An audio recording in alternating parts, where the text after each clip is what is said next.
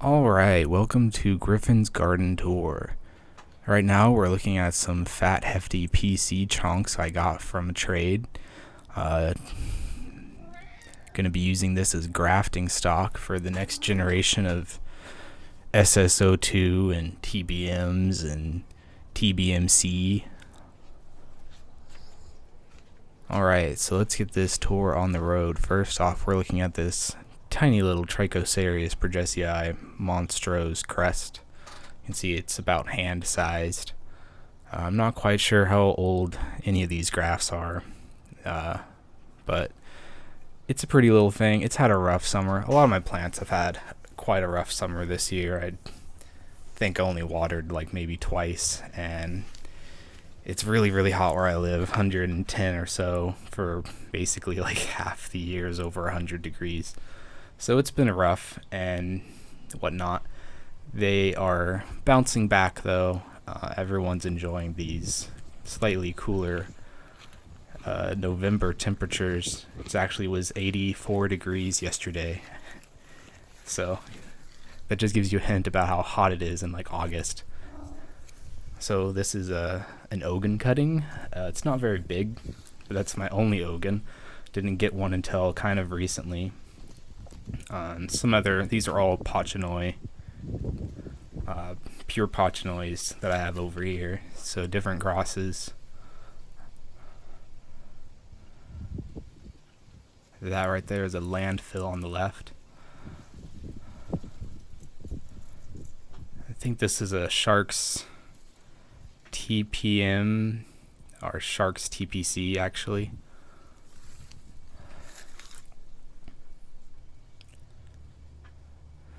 You can see this thing's had a rough time. That hole actually goes pretty deep up in there, and so with this plant, these were planted in the ground up until recently.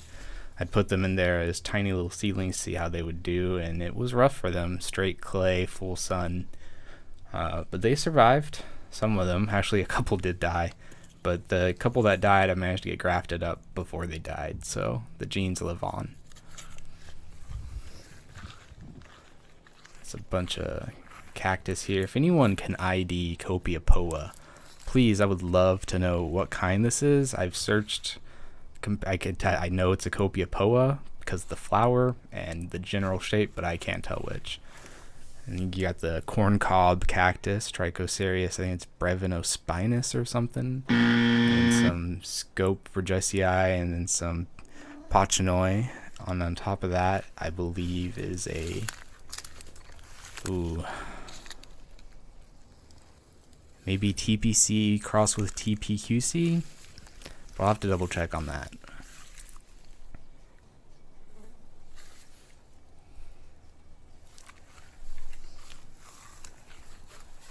This monster Pochinoi here is a TPQC crossed with Jules Giant. I'm not sure what we're looking at right now. Probably some Validus hybrids. I've got a lot of those, and they're kind of pokey. They've probably been in 1 gallon pots for quite a long time, maybe 5 to 7 years, maybe longer. And that's a Baker Helen, if I'm not mistaken, and a TBM down there. Accidentally knocked this guy over. Let's put him back up. Yeah, let's just take a moment to admire. Pictures and video don't really do justice to quite how fat this thing is.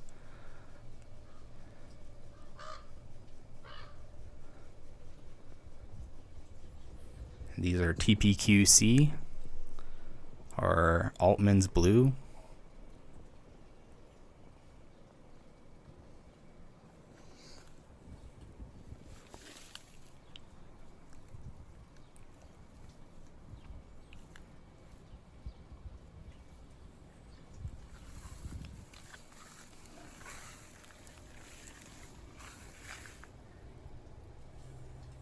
You can see some cool spiral in one of those. See if that keeps developing that way or not. Probably not, but that'd be neat.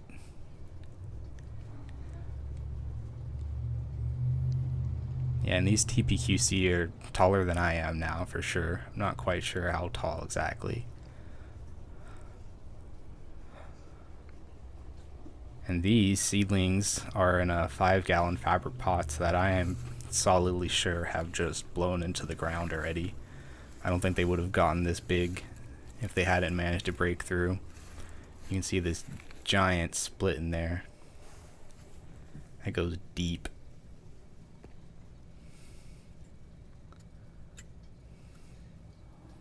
Get a whole thumb in there.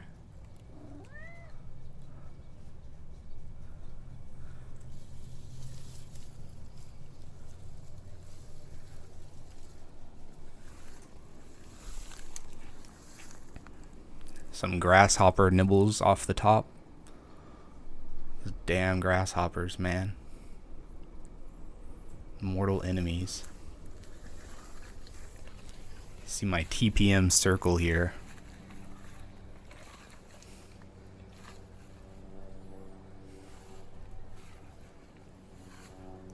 SSO2 Oscar there, center now. That tall Bergesii in the back was actually one of my first, I think it is my first Bergesii that I ever had. No idea on the ID, just know it's a Bergesii. This is Kimnock 0201 with some real funkiness going on. It has a tendency to terminate too every foot or so. And I don't know what this thing's doing.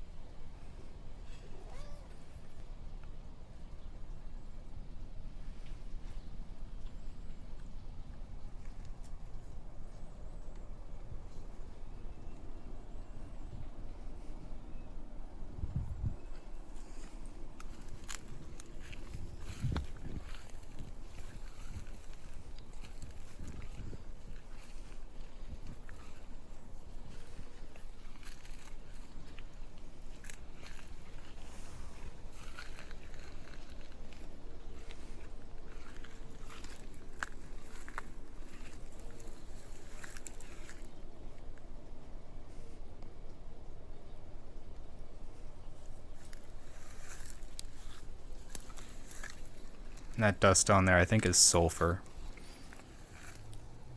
You can see this thing's got a weird little ball sack or something growing out of it. Still a beautiful plant. Got some weird curve going in some of those spines too.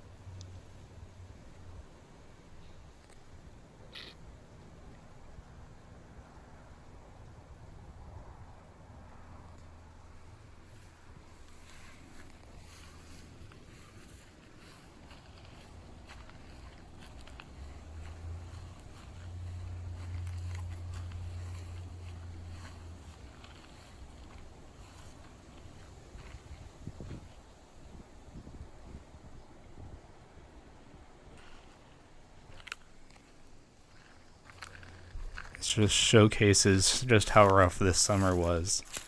This poor terschekii, man. It did not like the summer heat and getting no water at all.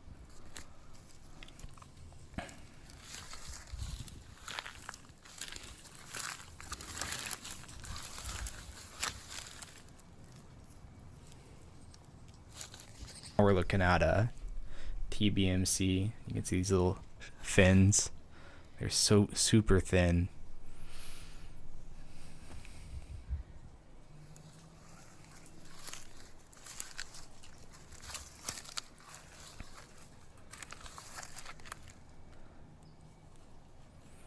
More TBMC.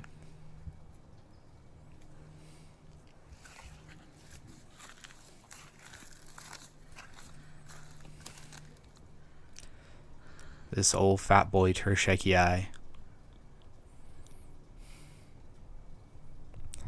He took the summer sun much better.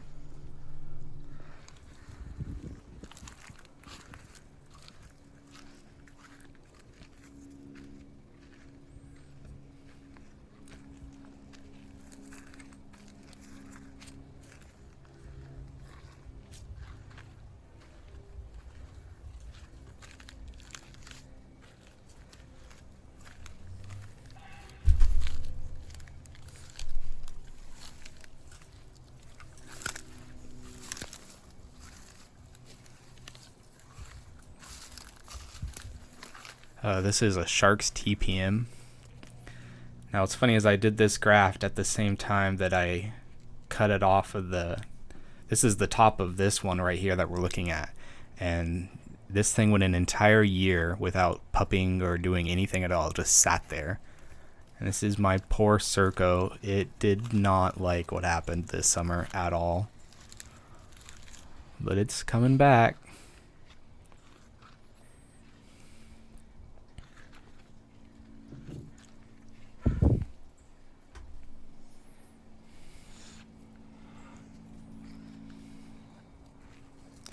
See more sun damage here, or heat, both.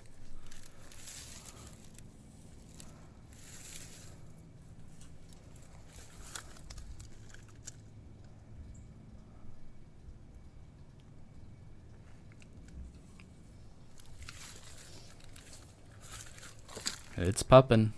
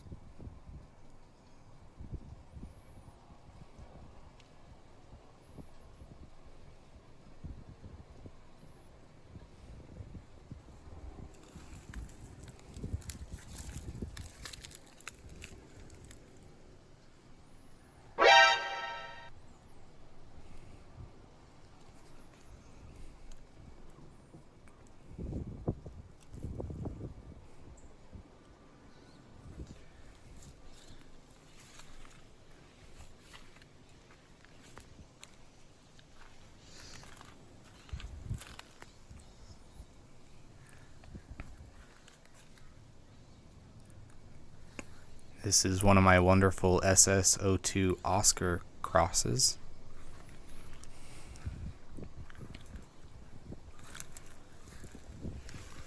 Got about 30 of these, all from seed, but only about 2 of them really stood out to me when they were little, so I put 2 of them in the ground, and they just blew up way past all the others. And just recently, in the last couple months, put all the rest of them in the ground too, so we'll see what happens.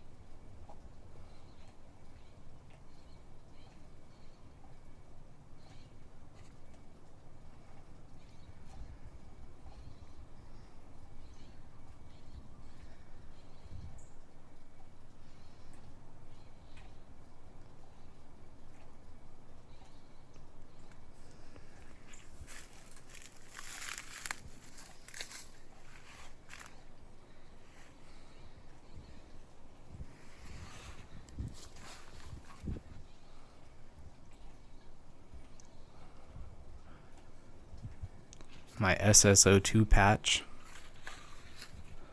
The tall one right there in the center is right at 4 feet.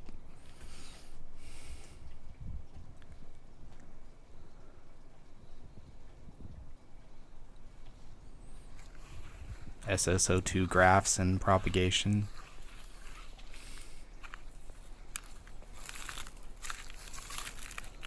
All SSO2.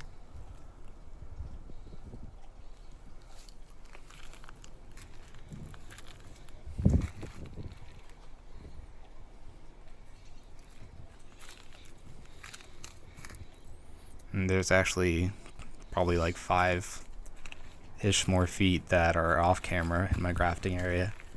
And I've recently given probably about 10 feet of it altogether away in the last few months, just to different friends and people that are into cacti. And the person who gave me all that PC that I'm going to be grafting with, I went and took him some SSO2.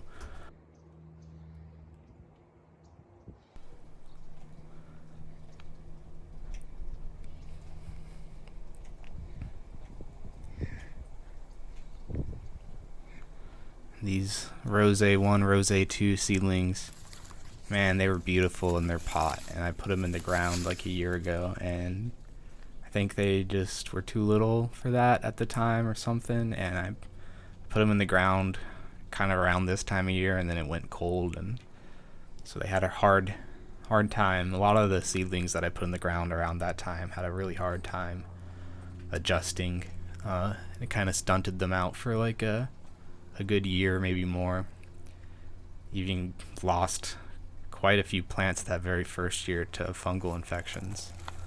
As you can see, and some of the plants even still have like a lot of scarring from that, but it doesn't seem to be anything active going at the time. I treated it with gypsum and lime and sulfur and all that. And this is SSO2 Oscar. And what's crazy is it just blew up compared to all the other crosses or the same seedlings from that cross. So we'll see what happens there.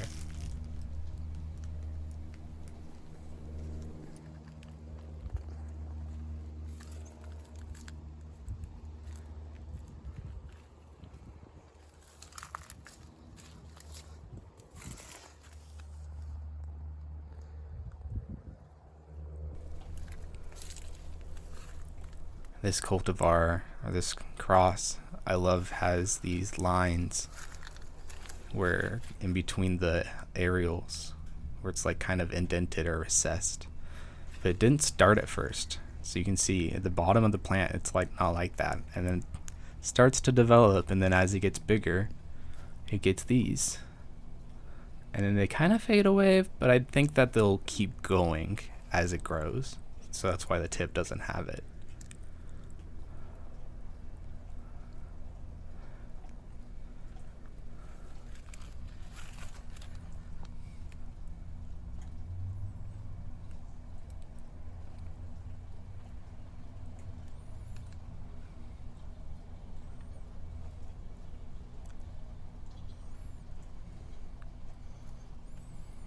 Another SSO2 Oscar, looking very PC in the ribs, but these single spines and some of the waviness that it has going on really sets it apart.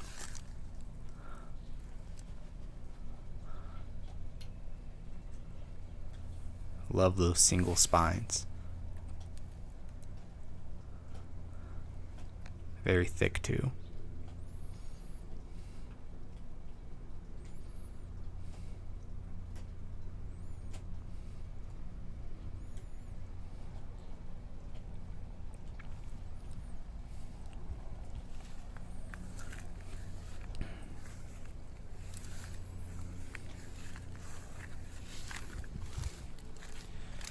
This thing just shot so many basil pups. I was kind of hesitant if I should keep them because I don't want it to lose its girth, but I think I'm just going to leave them there. This thing's got some gnarly spines on it, man.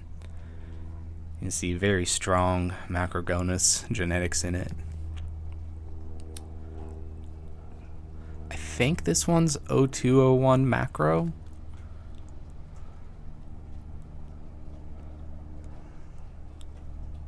got it labeled. It's not a lost ID. I just don't remember off the top of my head. I don't look at the labels often enough.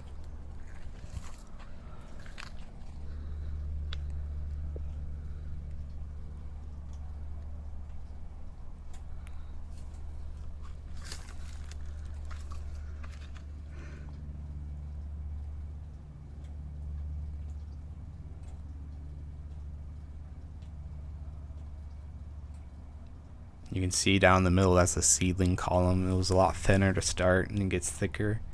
And then when the basal pups pop out, they're always thicker. And now we're full thickness here.